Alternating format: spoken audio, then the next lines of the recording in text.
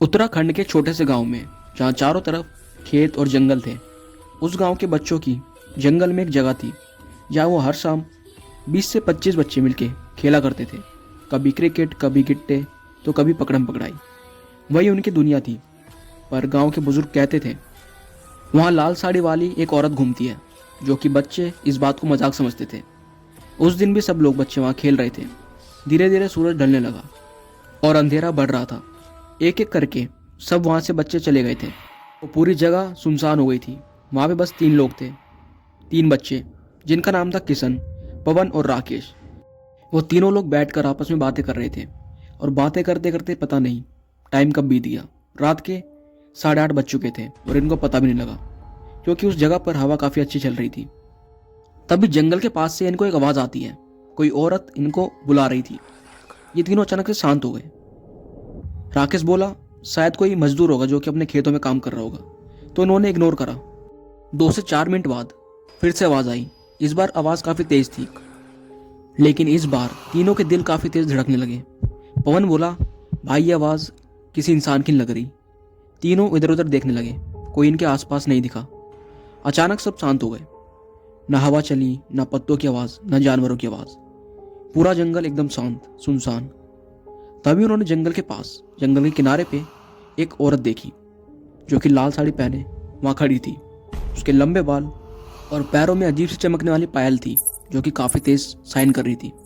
लेकिन उसका चेहरा अंधेरे में छुपा हुआ था, कुछ भी क्लियर नजर नहीं आ रहा था उसका चेहरा कैसा है कैसा नहीं। वो औरत इनको इशारा करके अपनी ओर बुला रही थी।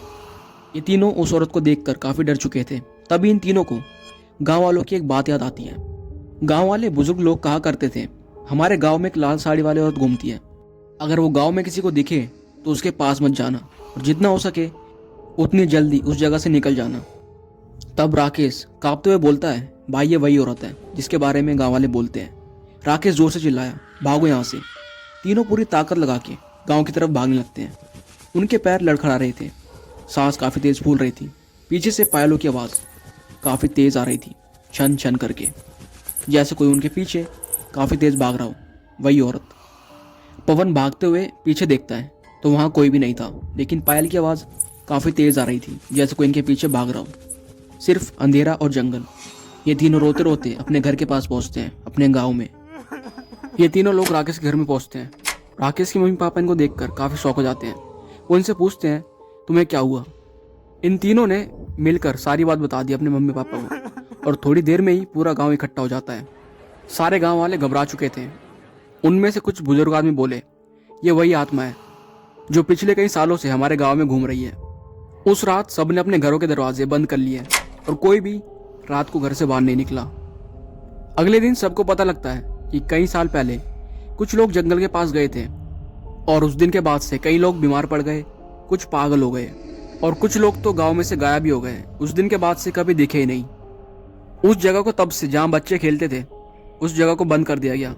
वहां पे आज भी कोई नहीं जाता। किशन, पवन और राकेश आज भी जब इस बात को याद करते हैं तो उनकी रूह कांप जाती है।